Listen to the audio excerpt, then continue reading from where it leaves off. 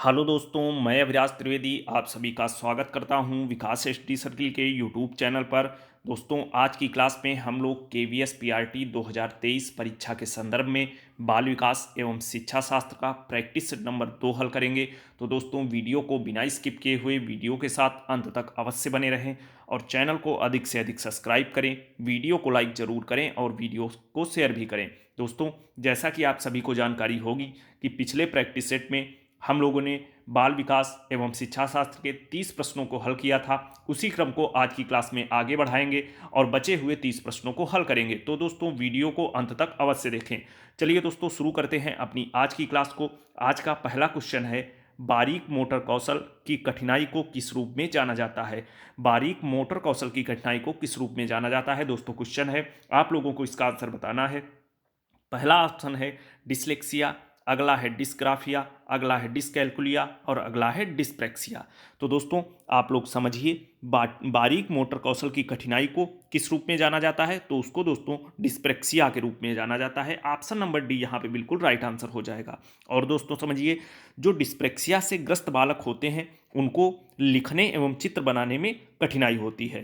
दोस्तों समझना, जो डिस्प्रैक्सिया से ग्रस्त बालक होते हैं उनको लिखने और चित्र बनाने में कठिनाई महसूस होती है।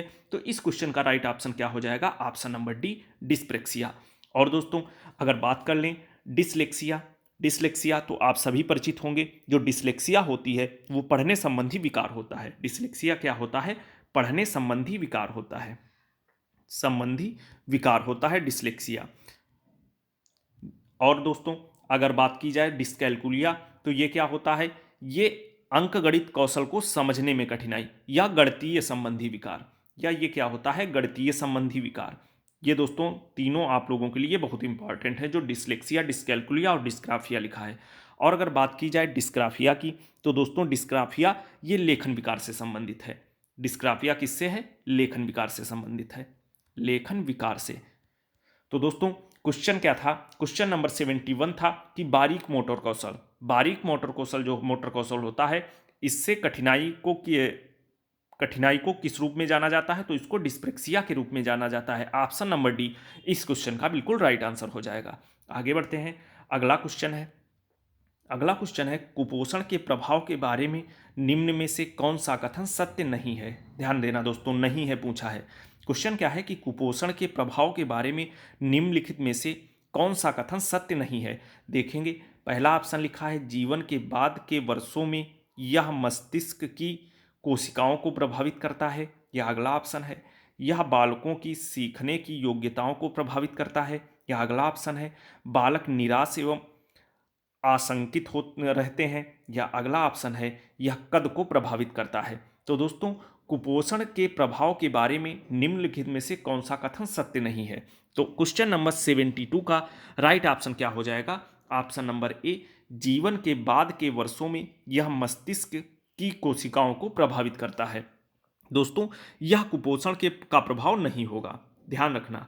जो ऑप्शन नंबर ए है, यह कुपोषण का प्रभाव नहीं होगा। बाकी यह बालकों को, ऑप्शन नंबर बी में आप लोग देख रहे होंगे, यह बालकों की सीखने की योग्यताओं को प्रभावित करता है, बिल्कुल प्रभावित करेगा। और अगला है, बालक निराश एवं आशंकित रहते हैं, ये भी बिल्कुल कुपोषण का प्रभाव है। अगला है, यह कद को प्रभावित करता है, ये भी कुपोषण का प्रभाव है।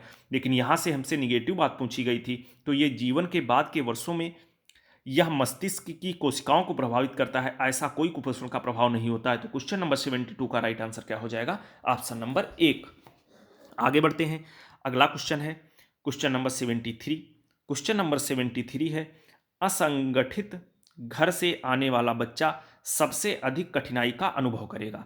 दोस्तों ध्यान रखना, क्वेश्चन क्या है कि असंगठित घर से आने वाला बच्चा सबसे अधिक कठिनाई का अनुभव करेगा। वो कहाँ सबसे अधिक कठिनाई का अनुभव करेगा? देखेंगे, पहला ऑप्शन है सुनिर्मित पाठों में, अगला है स्वतंत्र अध्ययन में, अगला है नियोजित निर्देश में, या अगला है अभ्यास पुस्तिकाओं में। तो दोस्तों, असंगठित घर से आने वाला बच्चा जो होगा वो सबसे अधिक कठिनाई स्वतंत्र अध्ययन में करेगा। तो क्वेश्चन नंबर 73 का राइट आंसर क्या हो जाएगा? Option number B. ध्यान रखना दोस्तों कि जो असंगठित घर से आने वाला बच्चा होगा, होता क्या है, इनमें वातावरण का प्रभाव अवश्य पड़ता है। जो सभी बच्चे होते हैं, आप सभी जानते होंगे कि इन पर जो होता है एटमॉस्फेयर यानी कि वातावरण का प्रभाव जरूर पड़ता है। तो दोस्तों इसमें होता क्या है, जिससे उनमें अनुशासन एवं आत्मनिर्भरता जैसे गुणों का अभाव पाया जाता है। जब वातावरण का प्रभाव पड़ेगा तो इनमें होगा क्या कि अनुशासन और आत्मनिर्भर जैसे गुणों का अभाव पाया जाएगा, और दोस्तों इन्हीं गुणों के अभाव के कारण वह स्वतंत्र अध्ययन करने में कठिनाई का अनुभव करता है। तो इसीलिए इसका ऑप्शन नंबर बी बिल्कुल राइट आंसर हो जाएगा। आगे बढ़ते हैं, अगला क्वेश्चन है क्वेश्चन नंबर 74। क्वेश्चन नंबर 74 है, खाली जगह विकास के विभिन्न पहलुओं में मंदता से जुड़ी है। क्या क्वेश्चन है कि विकास के विभिन्न पहलुओं में मंदता से जुड़ी है। पहला ऑप्शन है मध्यम बुद्धि, अगला है कोई बुद्धि नहीं, अगला है उच्च बुद्धि, या अगला है मंद बुद्धि। तो दोस्तों क्वेश्चन नंबर 74 का राइट आंसर क्या हो जाएगा, ऑप्शन नंबर डी मंद बुद्धि। मंद बुद्धि जो होती है वो विकास के विभिन्न पहलुओं में मंदता से जुड़ी होती है। दोस्तों यहाँ पे क्या भरा जाएगा, मंद बुद्धि। मंद बुद्धि, ध्यान रखना दोस्तों, जो मंद बुद्धि होती है वो विकास के विभिन्न पहलुओं में मंदता से जुड़ी होती है। दोस्तों अगर बात कर ली जाए तो जो मंद बुद्धि बच्चे होते हैं इनकी आईक्यू कितनी होती है, यहीं पे समझेंगे। दोस्तों मंद बुद्धि बच्चों की आईक्यू 80 या कह लें 85 से कम होती है। 80 या 85 से कम होती है, कहीं कहीं 80 भी लिखा होगा, कहीं कहीं 85 भी लिखा होगा, यह इनकी आईक्यू होगा। ध्यान रखना दोस्तों, मंदबुद्धि बालकों की आईक्यू कितनी होती है, 80 या 85 से कम, ये मंदबुद्धि बालकों की आईक्यू होती है। और दोस्तों समझिए मंदबुद्धि बालकों की विशेषता क्या क्या होती है। जो मंदबुद्धि बालक होते हैं दोस्तों उनमें धैर्य, कल्पना, चिंतन तथा आत्मविश्वास इन सभी की कमी होती है। ध्यान रखना दोस्तों, क्या मैंने बताया कि जो मंदबुद्धि बालक होते हैं इनकी आईक्यू 80 या 85 से कम होती है, और जो मंदबुद्धि बालक होते हैं इनके अंदर धैर्य, कल्पना, चिंतन और आत्मविश्वास जैसे गुणों का अभाव होता है। तो क्वेश्चन नंबर 74 का राइट आंसर क्या हो जाएगा दोस्तों, ऑप्शन नंबर डी। आगे बढ़ते हैं, अगला क्वेश्चन है क्वेश्चन नंबर 75। एक बच्चे को कॉपी में लिखने में विपरीत छवियां, दर्पण छवि आदि जैसी गलतियां मिलती हैं। इस प्रकार का बच्चा लक्षण प्रदर्शित कर रहा है। दोस्तों क्वेश्चन क्या है, ध्यान से समझेंगे कि एक बच्चे को कॉपी में लिखने में विपरीत छवियां, कामा, दर्पण छवि आदि जैसी गलतियां मिलती हैं। इस प्रकार का बच्चा लक्षण प्रदर्शित कर रहा है, मतलब इस प्रकार का बच्चा कौन से लक्षण को प्रदर्शित कर रहा है, देखेंगे। पहला ऑप्शन है अधिगम में असुविधा के, या अगला है अधिगम में अशक्तता के, या अगला है अधिगम में कठिनाई के, या अगला है अधिगम में समस्या के। दोस्तों आप सभी जानते होंगे कि ये ऐसे इस प्रकार के बच्चे जो होते हैं वो अधिगम में अशक्तता के कारण होते हैं, अधिगम अशक्त बच्चे कहे जाते हैं। दोस्तों ध्यान रखना, तो क्वेश्चन नंबर 75 का राइट आंसर क्या हो जाएगा, option number B. Option number B. दोस्तों और समझिए कि यदि बच्चे कॉपी में लिखने में विपरीत छवियां, जैसे यहाँ पे समझ रहे हैं आप लोग, लिखने में विपरीत छवियां या दर्पण छवि आदि जैसी गलतियां मिलती हैं, तो इसका अर्थ क्या होता है कि वो बच्चे जो हैं वो अधिगम अशक्त हैं, वो बच्चे अधिगम अशक्त हैं। और दोस्तों इस विकार में होता क्या है, इस विकार में डिस्ग्राफिया, इस विकार को क्या कहा जाता है, इसी विकार को बोला जाता है डिस्ग्राफिया विकार। डिस्ग्राफिया विकार, इस विकार को दोस्तों डिस्ग्राफिया विकार बोला जाता है, ये भी आप लोग ध्यान रखना। तो क्वेश्चन नंबर 75 का राइट आंसर क्या हो जाएगा, ऑप्शन नंबर बी। आगे बढ़ते हैं, अगला क्वेश्चन है क्वेश्चन नंबर 76। यदि एक बच्चा 16 को 61 लिखता है तथा बी को डी के मध्य में अंतर नहीं कर पाता तो यह है। ये क्वेश्चन भी दोस्तों मैंने आप लोगों को बहुत बार पढ़ाया है, आप लोग इसका आंसर सभी लोग जानते होंगे कि यदि बच्चा बी को डी लिखता है या 16 को 61 लिखता है तो ऐसे बच्चे को क्या कहा जाएगा। पहला ऑप्शन है दृष्टि दोष, या अगला है सीखने में अक्षम, या अगला है मानसिक दोष, या अगला है मानसिक क्षय। तो दोस्तों क्वेश्चन नंबर 76 का आंसर क्या हो जाएगा, आप सभी जानते होंगे, ऑप्शन नंबर बी, सीखने में अक्षम। या इसको आसान भाषा में समझे, ये भी एक प्रकार की अधिगम अक्षमता है, ये भी एक प्रकार की अधिगम अक्षमता है, या अधिगम अशक्त बच्चे हैं होंगे जो समझने में, सीखने में अक्षम होंगे या सक्षम नहीं होंगे। तो दोस्तों ऐसे विकार को किस विकार के नाम से जाना जाता है, ये चीज़ भी आप लोग समझ लीजिए। दोस्तों जो डिसलेक्सिया से ग्रसित बच्चे होते हैं, डिसलेक्सिया से ग्रसित बच्चे, ध्यान रखना दोस्तों, डिसलेक्सिया से जो ग्रसित बच्चे होते हैं उनको क्या होता है कि वो 16 को 61 और बी और डी में अंतर नहीं कर पाते हैं। ध्यान रखना दोस्तों, जो डिसलेक्सिया से बच्चे ग्रसित होते हैं वो 16 को 61 और बी और डी में अंतर नहीं कर पाते, इनके मध्य अंतर वो नहीं कर पाते हैं। और दोस्तों जो डिसलेक्सिया होता है यह पढ़ने लिखने से जुड़ी एक खास विकलांगता होती है जिसका असर पढ़ने और भाषा समझने पर पड़ता है। जो डिसलेक्सिया का जो असर पड़ता है दोस्तों किस पर पड़ता है? पढ़ने और भाषा समझने पर डिसलेक्सिया का असर पड़ता है। तो इस क्वेश्चन का राइट ऑप्शन क्या हो जाएगा? ऑप्शन नंबर बी, सीखने में अक्षम। आगे बढ़ते हैं। अगला क्वेश्चन है क्वेश्चन नंबर 77। गतिक कौशलों में अधिगम निर्योग्यता कहलाती है। गतिक कौशलों में अधिगम निर्योग्यता क्या कहलाती है? आसान क्वेश्चन है। पहला ऑप्शन है डिस्फेजिया, अगला है डिस्प्रेक्सिया, अगला है डिसकैलकुलिया या अगला है डिस्लेक्सिया। तो दोस्तों क्वेश्चन नंबर 77 का राइट आंसर क्या हो जाएगा? Option number B, dyspraxia.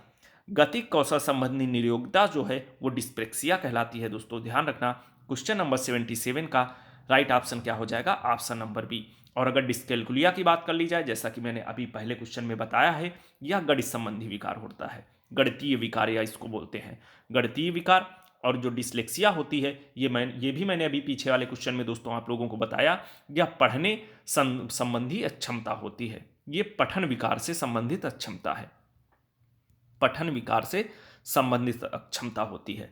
तो क्वेश्चन नंबर 77 का राइट आंसर क्या हो जाएगा? Option number B, dyspraxia. ये गतिक कौशल या सूक्ष्म गतिक कौशल कह लें, दोनों बातें दोस्तों ये सही होंगी। सूक्ष्म गतिक कौशल संबंधी निर्योग्यता को क्या कहा जाता है? डिस्प्रेक्सिया कहा जाता है। ऑप्शन नंबर बी इस क्वेश्चन का बिल्कुल राइट आंसर हो जाएगा। आगे बढ़ते हैं। अगला क्वेश्चन है क्वेश्चन नंबर 78। निम्नलिखित में से कौन सा व्यवहार बच्चे की अधिगम निर्योग्यता की पहचान करता है? क्वेश्चन क्या है ध्यान से देखेंगे कि निम्नलिखित में से कौन सा व्यवहार बच्चे की अधिगम निर्योग्यता की पहचान करता है? पहला ऑप्शन है मनोभाव का जल्दी जल्दी बदलना या मूड स्विंग्स, इसी को बोलते हैं मनोभाव का जल्दी जल्दी बदलना। या अगला ऑप्शन है अपमानजनक व्यवहार, या अगला ऑप्शन है शब्दों को सही तरह से ना समझ पाना तथा शब्दों को सही तरह से ना लिख पाना, या अगला ऑप्शन है ए और बी दोनों। तो दोस्तों क्वेश्चन नंबर 78 का राइट आंसर क्या हो जाएगा? Option number C, option number C, शब्दों को सही तरह से ना समझ पाना तथा शब्दों का सही तरह से ना लिख पाना, ये होगा। दोस्तों देखेंगे क्वेश्चन क्या था कि निम्नलिखित में से कौन सा व्यवहार बच्चे की अधिगम निर्योग्यता की पहचान करता है। कि कौन सा व्यवहार अधिगम निर्योग्यता की पहचान करेगा? आप सभी जानते हैं कि अगर वो शब्दों को सही तरीके से नहीं समझ पा रहा है या शब्दों को सही तरह से नहीं लिख पा रहा है, यानी कि इस प्रकार का बच्चा है, तो वो जरूर अधिगम निर्योग्य बालक होगा। ये चीज आप लोग ध्यान रखना। तो क्वेश्चन नंबर 78 का राइट आंसर क्या हो जाएगा? Option number C. आगे बढ़ते हैं। अगला क्वेश्चन है क्वेश्चन नंबर 79। क्वेश्चन नंबर 79 है प्रतिभाशाली बालक। प्रतिभाशाली बालक, इनके संदर्भ में क्वेश्चन पूछा गया है। देखेंगे ऑप्शन क्या है? तीव्र और आसानी से सीखते हैं, या अगला ऑप्शन है जो सुनते या पढ़ते हैं बिना रटे कंठस्थ कर लेते हैं, या अगला है वस्तु चिंतन करते हैं, या अगला ऑप्शन है कम समय में ही अभिप्रेरण का अनुसरण करते हैं। दोस्तों क्वेश्चन नंबर 79 का राइट आंसर क्या हो जाएगा? Option number A. जो प्रतिभाशाली बालक होते हैं वो क्या होते हैं कि तीव्र और आसानी से सीख लेते हैं। जो प्रतिभाशाली बालक होते हैं दोस्तों वो जल्दी से और आसानी से सीख लेते हैं। और दोस्तों अगर बात कर ली जाए प्रतिभाशाली बच्चों की IQ कितनी होती है, इनकी IQ कितनी होती है, तो प्रतिभाशाली बच्चों की IQ जो होती है वो 130 से अधिक यानी कि 130 प्लस होती है। प्रतिभाशाली बालकों की IQ कितनी होती है? 130 प्लस होती है। दोस्तों ध्यान रखना। और जो ये बच्चे होते हैं इस प्रकार के, वो जल्दी से और आसानी से सीखते हैं, वो तीव्र और आसानी से सीखते हैं। तो क्वेश्चन नंबर 79 का राइट ऑप्शन क्या हो जाएगा? Option number A. आगे बढ़ते हैं। अगला क्वेश्चन है क्वेश्चन नंबर 80। प्रतिभाशाली बच्चों का अपने क्षमता का एहसास होता है जब। क्वेश्चन क्या है दोस्तों देखेंगे फिर से कि प्रतिभाशाली बच्चों का अपने क्षमता का एहसास होता है जब। पहला ऑप्शन है जब वे अन्य बच्चों के साथ सीखते हैं, या अगला ऑप्शन है जब वे अन्य बच्चों से अलग होकर सीखते हैं, या अगला ऑप्शन है जब वे निजी कक्षा में सीखते हैं, या अगला ऑप्शन है जब उनका लगातार परीक्षण होता है। तो दोस्तों ध्यान रखना, जो प्रतिभाशाली बच्चे होते हैं उनकी क्षमता का एहसास होता है जब तो क्वेश्चन नंबर 80 का राइट ऑप्शन क्या हो जाएगा? ऑप्शन नंबर ए, जब वे अन्य बच्चों के साथ सीखते हैं। दोस्तों याद रखना, जो प्रतिभाशाली बच्चे होते हैं जब वे अन्य बच्चों के साथ सीखते हैं तो उन्हें अपनी क्षमता का एहसास होता है। और दोस्तों ध्यान रखना, प्रतिभाशाली बच्चे जो होते हैं वे अन्य बच्चों की अपेक्षा अच्छा प्रदर्शन करते हैं, क्योंकि उनकी आईक्यू की बात कर ली जाए तो उनकी आईक्यू ही 130 से अधिक होती है। तो जो प्रतिभाशाली बच्चे होंगे वो नॉर्मल बच्चों की अपेक्षा अधिक अच्छा प्रदर्शन करेंगे। ये आप सभी परिचित होंगे इस चीज से। तो क्वेश्चन नंबर 80 का राइट ऑप्शन क्या हो जाएगा? Option number A. आगे बढ़ते हैं, अगला क्वेश्चन है क्वेश्चन नंबर 81। क्वेश्चन नंबर 81 है दोस्तों, निम्नलिखित में से कौन सा एक प्रकार पाठ्यक्रम का नहीं है? कौन सा एक प्रकार पाठ्यक्रम का नहीं है? पाठ्यक्रम या पाठ्यचर्या दोनों एक बात है। पाठ्यक्रम कह लें या पाठ्यचर्या कह लें, कौन सा प्रकार एक पाठ्यक्रम का नहीं है? पहला ऑप्शन है क्षमता आधारित, अगला है विषय उन्मुख, अगला है कोर, या अगला है छात्र उन्मुख। तो दोस्तों कौन सा एक पाठ्यक्रम का प्रकार नहीं होगा, ये चीज आप लोगों को बतानी है। तो क्वेश्चन नंबर 81 का राइट आंसर क्या हो जाएगा? ऑप्शन नंबर डी, छात्र उन्मुख। छात्र उन्मुख या कह लें दोस्तों छात्र आधारित पाठ्यक्रम, ये कोई पाठ्यक्रम का प्रकार नहीं होता है। छात्र उन्मुख कह लें या छात्र आधारित पाठ्यक्रम कह लें, ये पाठ्यक्रम का कोई प्रकार नहीं होता है। बाकी ये जो तीनों हैं ये पाठ्यक्रम के प्रकार होते हैं दोस्तों, आप लोग ध्यान रखना। और दोस्तों अगर बात की जाए कि पाठ्यक्रम के प्रकार कितने होते हैं और कौन कौन से होते हैं, तो वो चीज़ आप लोग कहीं नोट कर लीजिए, मैं आप लोगों को बताता हूँ। जो पाठ्यक्रम होता है दोस्तों वो मूलतः 8 प्रकार का होता है। कौन कौन सा होता है लिखना दोस्तों, आप लोग नोट कर लीजिए इस चीज को। पहला होता है विषय केंद्रित पाठ्यक्रम। पहला क्या होता है? विषय केंद्रित, जो ये लिखा है ऑप्शन नंबर बी में, विषय उन्मुख, इसी को बोला जाता है विषय केंद्रित पाठ्यक्रम। अगला क्या होता है दोस्तों? कोर पाठ्यक्रम। ऑप्शन नंबर सी में दो आप लोग देख रहे हैं, कोर पाठ्यक्रम होता है। अगला होता है दोस्तों दक्षता आधारित पाठ्यक्रम। अगला होता है दोस्तों क्रिया आधारित पाठ्यक्रम। अगला होता है दोस्तों समेकित पाठ्यक्रम। अगला होता है सैद्धांतिक पाठ्यक्रम। और अगला होता है पुनर्संरचनात्मक पाठ्यक्रम। ये होते हैं दोस्तों पाठ्यक्रम के टाइप। जो ये छात्र उन्मुख या छात्र आधारित पाठ्यक्रम लिखा है ये कोई पाठ्यक्रम का प्रकार नहीं होता है, इसीलिए यहां पे नहीं पूछा गया था कि कौन सा नहीं होगा। तो क्वेश्चन नंबर 80 का राइट ऑप्शन क्या हो जाएगा? ऑप्शन नंबर डी, छात्र उन्मुख या छात्र आधारित पाठ्यक्रम। ये पाठ्यक्रम का कोई प्रकार नहीं होता है। आगे बढ़ते हैं, अगला क्वेश्चन है क्वेश्चन नंबर 82। क्वेश्चन नंबर 82 है पाठ्यचर्या के एक रचनात्मक मॉडल में इसके तत्वों का एक उचित संरेखण होता है, इनमें से कौन सा तत्व उन तत्वों का सही संयोजक है? दोस्तों क्वेश्चन क्या है एक बार फिर देखेंगे।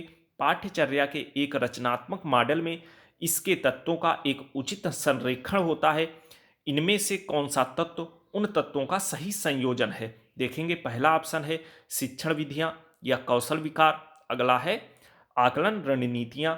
अगला ऑप्शन है शिक्षण गतिविधियां, भेदभाव तकनीक, मूल्यांकन विधियां। अगला ऑप्शन है शिक्षण गतिविधियां और लक्षित परिणाम, और है आकलन विधियां।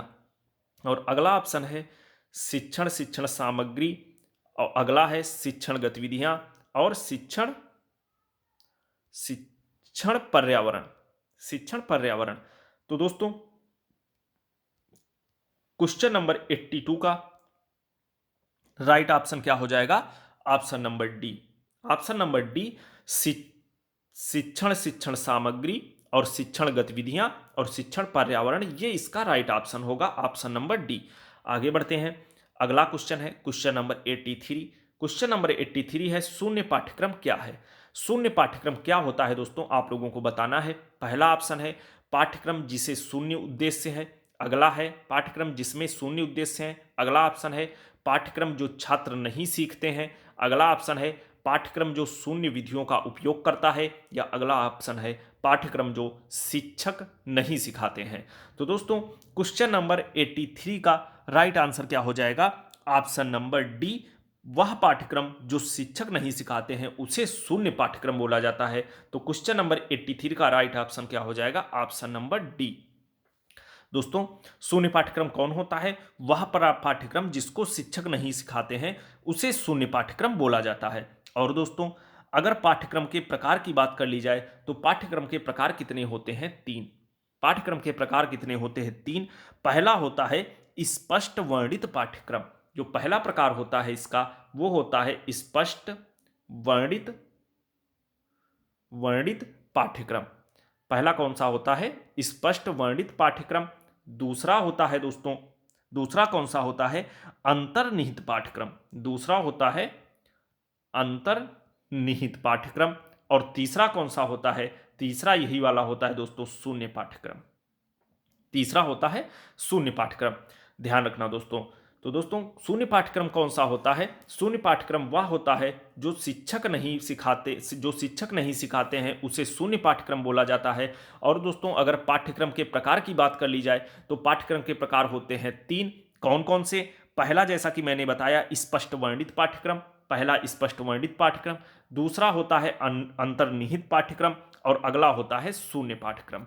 ये होते हैं पाठ्यक्रम के तीन प्रकार। आगे बढ़ते हैं। अगला क्वेश्चन है क्वेश्चन नंबर 84। क्वेश्चन नंबर 84 है दोस्तों, देखेंगे वर्तमान में पाठ्यक्रम पाठ्य पुस्तक आधारित है। वर्तमान में पाठ्यक्रम कामा पाठ्य पुस्तक आधारित है। किस पर आधारित है? पहला ऑप्शन है संज्ञानात्मक सोच पर, या अगला है संरचनात्मक सोच पर, या अगला है व्यवहारवादी सोच पर, या अगला है उपयुक्त में से कोई नहीं। तो दोस्तों क्वेश्चन नंबर 84 का राइट ऑप्शन क्या हो जाएगा? 84 का राइट ऑप्शन होगा ऑप्शन नंबर बी।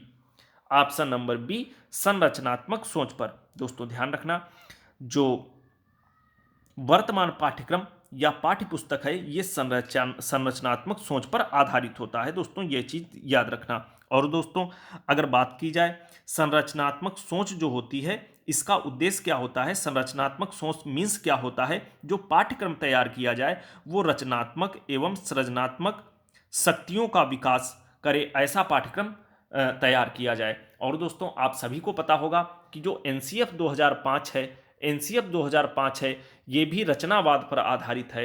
ये भी रचनावाद या सृजनात्मकता पर आधारित है। इसीलिए इसी के तहत कहा गया है कि जो पाठ्यक्रम का निर्माण किया जाए वो ऐसा होना चाहिए जो रचनात्मक और सृजनात्मक हो।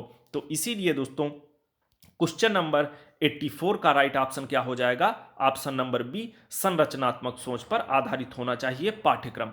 और संरचनात्मक सोच मीन्स क्या होता है? कि ऐसा पाठ्यक्रम जो रचनात्मक एवं सृजनात्मकता को प्रदर्शित करे, यही होता है संरचनात्मक सोच। तो आगे बढ़ते हैं। अगला क्वेश्चन है क्वेश्चन नंबर 85। क्वेश्चन नंबर 85 है, आज की शिक्षा प्रणाली में स्कूलों द्वारा निम्नलिखित में से कौन सी भूमिका निभाई जाती है? ये क्वेश्चन है। आगे कथन दिए हैं। पहला कथन लिखा है यह लोगों को व्यवसाय के लिए तैयार करती है, या अगला है यह नैतिक अधिकार के रूप में कार्य करता है, या अगला है स्कूल समुदाय के प्रमुख वर्ग के अधीन है। तो दोस्तों ये तीन कथन दिए हैं, नीचे विकल्प दिए हैं कि इन तीनों कथन में से कौन सा सही है। क्वेश्चन क्या है एक बार फिर देखेंगे कि आज की शिक्षा प्रणाली में स्कूलों द्वारा निम्नलिखित में से कौन सी भूमिका निभाई जाती है, ये क्वेश्चन है। तो क्वेश्चन नंबर 85 है दोस्तों, आप लोगों का ऑप्शन क्या दिया है? पहला ऑप्शन दिया है पहला दूसरा सही है, अगला है दूसरा तीसरा सही है, अगला है पहला दूसरा तीसरा सही है, या अगला ऑप्शन दिया है कि पहला और तीसरा सही है। तो दोस्तों क्वेश्चन नंबर जो 85 होगा इसका राइट ऑप्शन क्या हो जाएगा? ऑप्शन नंबर ए, पहला और दूसरा। यानी कि यह लोगों को व्यवसाय के लिए तैयार करता है, ये बात भी बिल्कुल सही होगी, ये बात भी बिल्कुल सही होगी। और अगला क्या दिया है? यह नैतिक अधिकार के रूप में कार्य करता है, ये वाली बात भी बिल्कुल सही होगी। यह स्कूल समुदाय के प्रमुख वर्ग के अधीन है, ये वाली बात नहीं सही होगी। यानी कि जो क्वेश्चन है कि आज की शिक्षा प्रणाली में स्कूलों द्वारा निम्नलिखित में से कौन सी भूमिका निभाई जाती है, तो इसमें ये दो, पहला और दूसरा, ये वाली भूमिका निभाई जाती है, तीसरी वाली कोई बात नहीं होगी। तो क्वेश्चन का राइट आंसर क्या हो जाएगा? ऑप्शन नंबर 1 और ऑप्शन नंबर 2 इस क्वेश्चन का राइट ऑप्शन होगा। तो यानी कि सॉरी दोस्तों, ऑप्शन नंबर नहीं, कथन 1 और कथन 2। तो इसका ऑप्शन नंबर 1 आपका बिल्कुल राइट आंसर हो जाएगा। आगे बढ़ते हैं। अगला क्वेश्चन है क्वेश्चन नंबर 86। क्वेश्चन नंबर 86 है, सीता अनंत रमन ने निम्नलिखित में से किसकी रूपरेखा को निर्धारित की है?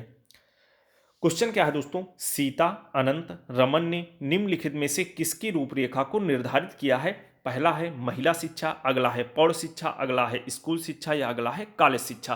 तो क्वेश्चन नंबर 86 का राइट आंसर क्या हो जाएगा? ऑप्शन नंबर ए, जो सीता अनंत रमन इनकी शिक्षा निम्नलिखित में से किसकी रूपरेखा पर निर्धारित करता है? तो इसकी महिला शिक्षा पर इनकी रूपरेखा निर्धारित होती है।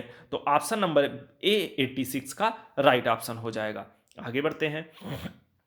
अगला क्वेश्चन है क्वेश्चन नंबर 87। कंप्यूटर सहायक अधिगम का विचार अत्यधिक निर्भर करता है।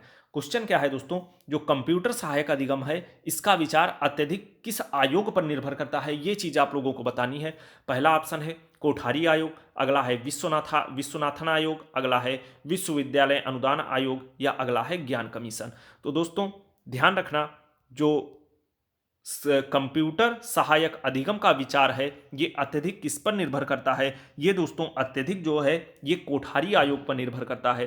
तो इस क्वेश्चन का राइट ऑप्शन क्या हो जाएगा, ऑप्शन नंबर ए, कोठारी आयोग। और दोस्तों अब यहीं पे समझ लेंगे, जो कोठारी आयोग है इसका गठन कब हुआ था, तो कोठारी आयोग का गठन हुआ था 1964 में। ध्यान रखना दोस्तों, इंपॉर्टेंट क्वेश्चन है आप लोगों के यूपीपीआरटी या यूपी टेट में तो नहीं पूछेगा, यूपीपीआरटी में क्वेश्चन पूछ सकता है। कोठारी आयोग आप लोगों के लिए बहुत ही महत्वपूर्ण है।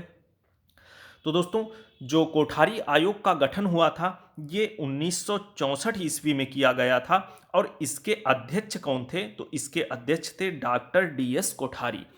इसके अध्यक्ष कौन थे, डॉक्टर डीएस कोठारी इसके अध्यक्ष थे, कोठारी। और इसका गठन कब हुआ था कोठारी आयोग का, 1964। ये ईयर आप लोगों को याद रखना ज्यादा इंपॉर्टेंट है। तो दोस्तों क्वेश्चन क्या था कि कंप्यूटर सहायक अधिगम का विचार अत्यधिक किस पर निर्भर करता है, तो दोस्तों ध्यान रखना, जो कंप्यूटर सहायक अधिगम का विचार होता है वो अत्यधिक कोठारी आयोग पर निर्भर रखता है। Option number A, question number 87 का राइट ऑप्शन हो जाएगा। आगे बढ़ते हैं, अगला क्वेश्चन है क्वेश्चन नंबर 88। राष्ट्रीय शिक्षा नीति 2016 के मसौदे में चिन्हित किए अनुसार प्री स्कूल में बच्चों में स्कूल जाने के लिए तैयार होने की दक्षता से संबंधित एक प्रमुख चिंता है।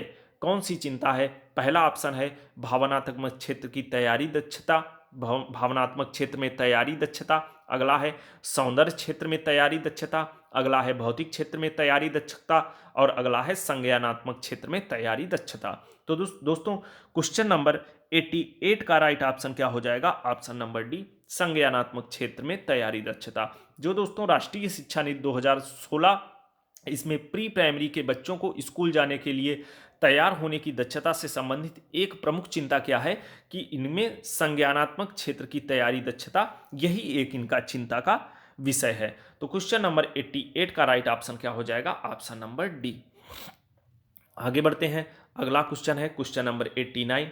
रामकृष्ण मिशन की स्थापना कौन की, किसने की, ये क्वेश्चन है। रामकृष्ण मिशन की स्थापना किसने की, पहला ऑप्शन है स्वामी दयानंद, अगला है स्वामी विवेकानंद, अगला है राजा राम मोहन राय, या अगला ऑप्शन है गुरु नानक देव। तो दोस्तों आप सभी को जानकारी होगी, बहुत ही फेमस क्वेश्चन है। रामकृष्ण मिशन की स्थापना ये स्वामी विवेकानंद द्वारा की गई। ऑप्शन नंबर बी इस क्वेश्चन का बिल्कुल राइट आंसर होगा। और दोस्तों अगर बात कर ली जाए रामकृष्ण मिशन की जो स्थापना है ये कब हुई थी, ये 1 मई 1897 को हुई थी। ये कब हुई थी, 1 मई 1897 को, 1 मई 1897 को रामकृष्ण के परम शिष्य स्वामी विवेकानंद, यानी कि ये एक रामकृष्ण के शिष्य थे। स्वामी विवेकानंद जो थे ये रामकृष्ण के शिष्य थे, इन्होंने स्वामी विवेकानंद द्वारा इसकी स्थापना की गई थी। दोस्तों ध्यान रखना ये चीज आप लोग। और दोस्तों अगर बात कर ली जाए कि इसका मुख्यालय कहाँ है, तो इसका मुख्यालय कहाँ है दोस्तों, आप लोग ये भी याद रखना, इसका मुख्यालय कोलकाता के निकट वेलुड में है। इसका मुख्यालय कोलकाता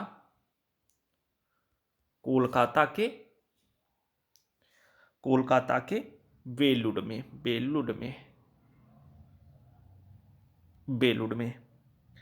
इसका मुख्यालय कहाँ है दोस्तों, कोलकाता के बेलुड में।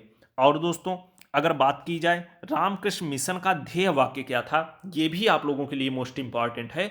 रामकृष्ण मिशन का ध्येय वाक्य क्या था दोस्तों, आप लोग इसको कहीं नोट कर लीजिए, आत्मनो मोक्षार्थ जगत हिताय च, ये रामकृष्ण मिशन का ध्येय वाक्य था। क्या था, एक बार फिर नोट करिए दोस्तों, आत्मनो मोक्षार्थ जगत हिताय च, ये इनका ध्येय वाक्य था।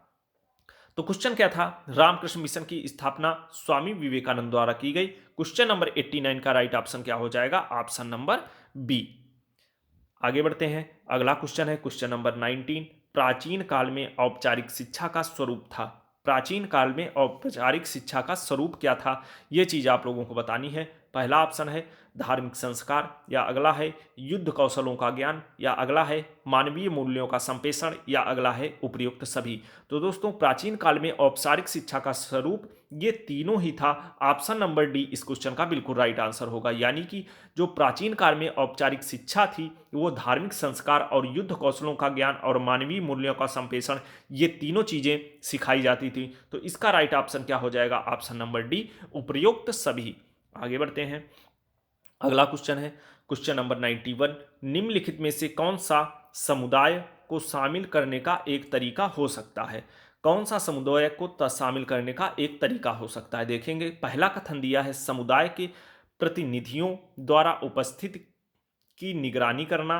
अगला है समुदाय के समर्थन के साथ छात्रों को व्यवसायिक कौशल सिखाना। ये दो कथन दिए हैं और ऑप्शन क्या दिया है? पहला केवल दूसरा सही है, या ना पहला सही है ना दूसरा सही है, या अगला ऑप्शन है पहला और दूसरा दोनों सही है, या अगला ऑप्शन है कि केवल पहला सही है। तो दोस्तों जो क्वेश्चन नंबर 91 है इसमें क्या होगा? इसमें ये दोनों ही कथन आपके सही हैं, तो ऑप्शन नंबर सी इस विकल्प का बिल्कुल राइट आंसर हो जाएगा। इसमें ये दोनों कथन बिल्कुल राइट लिखे हैं, यानी कि इस क्वेश्चन का राइट ऑप्शन क्या हो जाएगा? पहला और दूसरा दोनों सही हैं। क्वेश्चन नंबर 91 का ऑप्शन नंबर सी बिल्कुल राइट हो जाएगा। आगे बढ़ते हैं। अगला क्वेश्चन है क्वेश्चन नंबर 92। थोड़ा सा दोस्तों प्रिंट इसका गड़बड़ है, आप लोग समझना। निम्नलिखित में से कौन सा एसएमसी एसएमसी एसएमसी या पीटीए पीटीए के प्रमुख कार्यों में से एक है? दोस्तों एसएमसी आप पहले यही समझ लीजिए, एसएमसी किसे बोला जाता है? एसएमसी वो उसे बोला जाता है जिसे विद्यालय प्रबंध समिति, एसएमसी विद्यालय प्रबंध समिति को बोला जाता है। और पीटीए आप सभी जानते होंगे, अभिभावक शिक्षक संघ, ये अभिभावक शिक्षक संघ को पीटीए बोला जाता है। एसएमसी को विद्यालय प्रबंधन समिति, इसको एसएमसी बोला जाता है, और पीटीए अभिभावक शिक्षक संघ को बोला जाता है। ये चीज आप लोग दोस्तों ध्यान रखना। ऑप्शन क्या है कि इसका प्रमुख एक कार्य क्या है? पहला ऑप्शन है समाज में माता पिता का पर्यवेक्षण और समर्थन, या अगला है स्कूल विकास के कार्यान्वयन का पर्यवेक्षण और समर्थन, या अगला है समुदाय में बच्चों का पर्यवेक्षण और समर्थन, या अगला है स्कूल में शिक्षकों का पर्यवेक्षण और समर्थन। तो क्वेश्चन नंबर 92 का राइट ऑप्शन क्या हो जाएगा दोस्तों? ऑप्शन नंबर बी, स्कूल विकास के क्रियान्वयन का पर्यवेक्षण और समर्थन। ये दोस्तों विद्यालय प्रबंध समिति और अध्यापक शिक्षक संघ का प्रमुख एक कार्य होता है। ऑप्शन नंबर बी, आप लोग इस क्वेश्चन का ऑप्शन ध्यान रखना। आगे बढ़ते हैं। अगला क्वेश्चन है क्वेश्चन नंबर 93।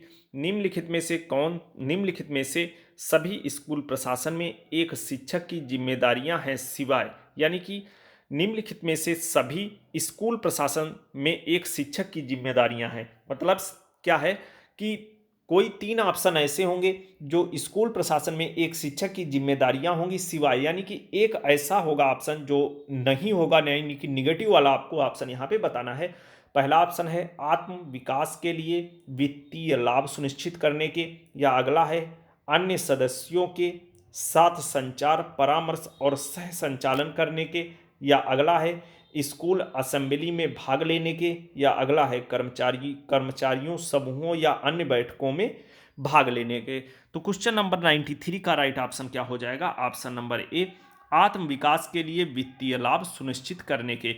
ये एक शिक्षक की जिम्मेदारी नहीं है, बाकी ये वाली तीनों बातें शिक्षक की जिम्मेदारियों के रूप में बिल्कुल राइट होंगी। यहाँ पे आप लोगों को नहीं वाला बताना था, तो ऑप्शन नंबर ए जो आत्म विकास के लिए वित्तीय लाभ सुनिश्चित करने के लिए, ये एक शिक्षक की जिम्मेदारी नहीं होती है। तो ऑप्शन नंबर ए इस क्वेश्चन का बिल्कुल राइट आंसर हो जाएगा। आगे बढ़ते हैं। अगला क्वेश्चन है क्वेश्चन नंबर 94।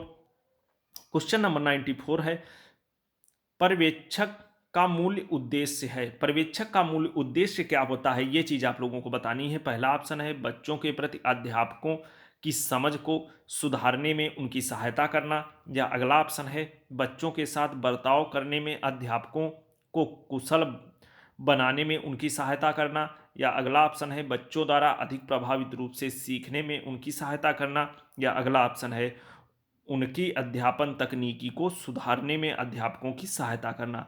तो दोस्तों पर्यवेक्षक का मूल उद्देश्य क्या होता है, ये चीज़ आप लोगों को इसमें बतानी है। तो क्वेश्चन नंबर 94 का राइट ऑप्शन क्या हो जाएगा? ऑप्शन नंबर सी, बच्चों द्वारा अधिक प्रभावित रूप से सीखने में उनकी सहायता करना।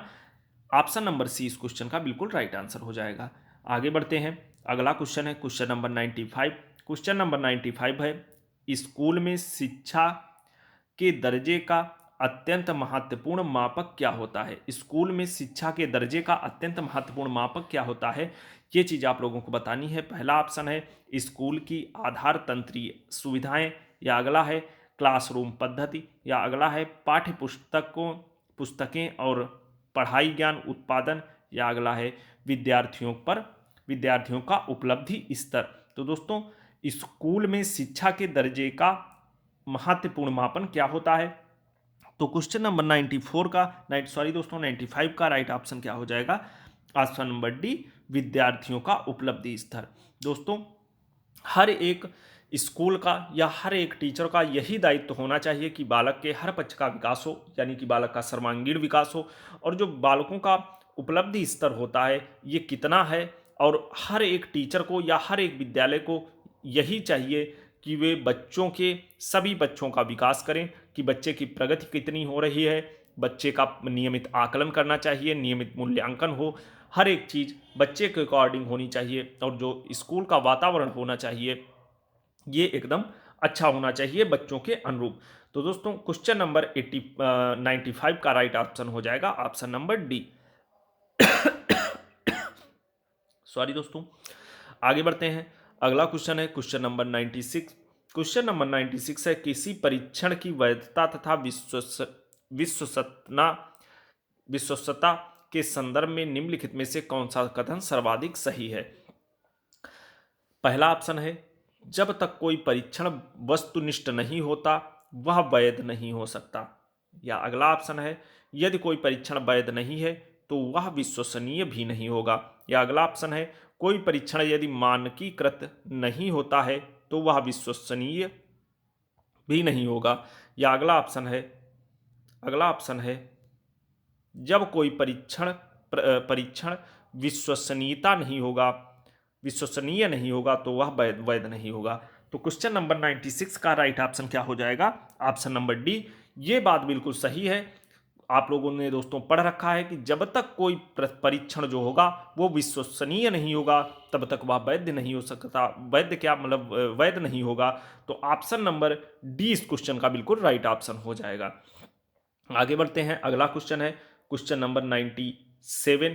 क्वेश्चन नंबर 97 है, विद्यार्थियों की उत्तर पुस्तिकाओं को जांचते समय अध्यापक को, ध्यान रखना दोस्तों क्वेश्चन बहुत ही बढ़िया है, विद्यार्थियों की उत्तर पुस्तिकाओं को जांचते समय अध्यापक को क्या करना चाहिए? पहला ऑप्शन है कठोर होना चाहिए, या अगला है नरम होना चाहिए, या अगला है वस्तुगत या यथातथ्य होना चाहिए, या अगला है बीच का ना अधिक कठोर ना अधिक नरम। तो दोस्तों विद्यार्थियों की उत्तर पुस्तिकाओं को जांचते समय एक अध्यापक को कैसा होना चाहिए? तो इस क्वेश्चन का राइट ऑप्शन क्या हो जाएगा? ऑप्शन नंबर सी, वस्तुगत या यथातथ्य होना चाहिए। क्वेश्चन नंबर 97 का राइट ऑप्शन क्या हो जाएगा दोस्तों? ऑप्शन नंबर सी, वस्तुगत और यथा। तो दोस्तों क्वेश्चन क्या था कि स्कूल में शिक्षा के दर्जे में अत्यंत महत्वपूर्ण मापन,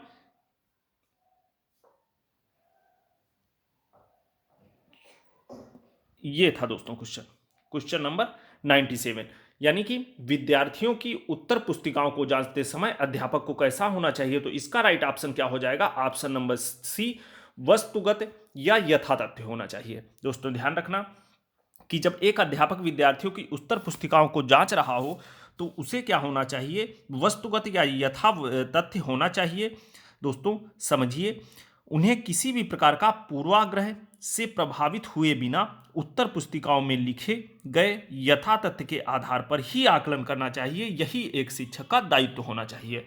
तो क्वेश्चन नंबर 97 का राइट ऑप्शन क्या हो जाएगा? Option number C. आगे बढ़ते हैं, अगला क्वेश्चन है अगला क्वेश्चन है क्वेश्चन नंबर 98। क्वेश्चन नंबर 98 है, आपकी कक्षा में आपने देखा कि उनके पिछले ज्ञान में अंतर होने के कारण कुछ विद्यार्थियों को एक विषय समझ में नहीं आ रहा है, तो आप क्या करेंगे। क्वेश्चन क्या है दोस्तों, आपकी कक्षा में आपने देखा कि उनके पिछले ज्ञान में अंतर होने के कारण कुछ विद्यार्थियों को एक विषय में समझ में नहीं आ रहा है, तो आप क्या करेंगे। पहला ऑप्शन है उनकी सहायता के लिए अतिरिक्त कक्षाओं का आयोजन किया जाएगा, या अगला है उनके माता पिता को घर में सहायता करने के लिए कहा जाएगा, तो ये वाली बात गलत हो जाएगी। या अगला है अपनी कक्षा चालू रखी जाएगी, ये वाली बात भी गलत हो जाएगा। या अगला है प्रिंसिपल से सलाह दी जाएगी, ये वाली बात भी गलत हो जाएगी। क्वेश्चन नंबर 98 का राइट ऑप्शन क्या हो जाएगा। ऑप्शन नंबर ए, उनकी सहायता के लिए अतिरिक्त कक्षाओं का आयोजन किया जाएगा, ये वाली बात बिल्कुल राइट आंसर हो जाएगा। क्वेश्चन नंबर 98 का राइट ऑप्शन क्या हो जाएगा, ऑप्शन नंबर ए। आगे बढ़ते हैं, अगला क्वेश्चन है क्वेश्चन नंबर 99। क्वेश्चन नंबर 99 है, सतत और व्यापक मूल्यांकन के अंतर्गत मूल्यांकित किए जाने वाले सामाजिक व्यक्तिगत गुणों में निम्नलिखित में से कौन सा नहीं आता। मतलब क्वेश्चन क्या है, सतत और व्यापक मूल्यांकन के अंतर्गत मूल्यांकित किए जाने वाले सामाजिक व्यक्तिगत गुणों में से निम्नलिखित में से कौन सा नहीं आता। पहला ऑप्शन है स्वच्छता, अगला है चित्रकला, अगला है सहयोग और अगला है अनुशासन। नहीं, कौन सा नहीं आता है, तो दोस्तों आप सभी समझ रहे होंगे कि सतत और व्यापक मूल्यांकन के अंतर्गत मूल्यांकित किए जाने वाले सामाजिक व्यक्तिगत गुणों में, तो सामाजिक व्यक्तिगत गुणों में स्वच्छता भी आएगी, सहयोग भी आएगा, अनुशासन भी आएगा। जो ये चित्रकला है ये वाली बात नहीं आएगी, क्योंकि ये एक पाठ्य विषय है। तो इसका राइट ऑप्शन क्या हो जाएगा, ऑप्शन नंबर बी। आगे बढ़ते हैं, अगला क्वेश्चन है और आज के प्रैक्टिस सेट नंबर का अंतिम क्वेश्चन दोस्तों, प्रिंटनर पर्सनल पैमाना एक है। दोस्तों क्या है प्रिंटनर पर्सनल पैमाना क्या है। पहला है शाब्दिक परीक्षण, अगला है गैर शाब्दिक परीक्षण, अगला है निष्पादन परीक्षण, या अगला है सांस्कृतिक विशिष्ट परीक्षण। तो क्वेश्चन नंबर 100 का राइट ऑप्शन क्या हो जाएगा दोस्तों, ऑप्शन नंबर सी, निष्पादन परीक्षण। यह एक प्रकार का निष्पादन परीक्षण है, याद रखना। तो क्वेश्चन नंबर 100 का राइट ऑप्शन क्या हो जाएगा दोस्तों, ऑप्शन नंबर सी। तो ये था दोस्तों आज का प्रैक्टिस सेट, जो प्रैक्टिस सेट नंबर 2 के पार्ट 1 में बचे हुए कुछ क्वेश्चंस थे। दोस्तों आज की क्लास में हम लोगों ने बाल मनोविज्ञान का प्रैक्टिस सेट नंबर 2 यानी कि पूरे 60 क्वेश्चनों को पूरा कर लिया है। कल की क्लास में हम लोग आगे बाल विकास का प्रैक्टिस नंबर 3 हल करेंगे। तो दोस्तों वीडियो को अधिक से अधिक लाइक कीजिए, चैनल को अधिक से अधिक सब्सक्राइब कीजिए और वीडियो को शेयर भी कीजिए। दोस्तों विकास स्टडी सर्किल परिवार आप सभी के उज्जवल भविष्य की कामना करता है। मिलते हैं अपनी अगली क्लास में, तब तक के लिए जय हिंद।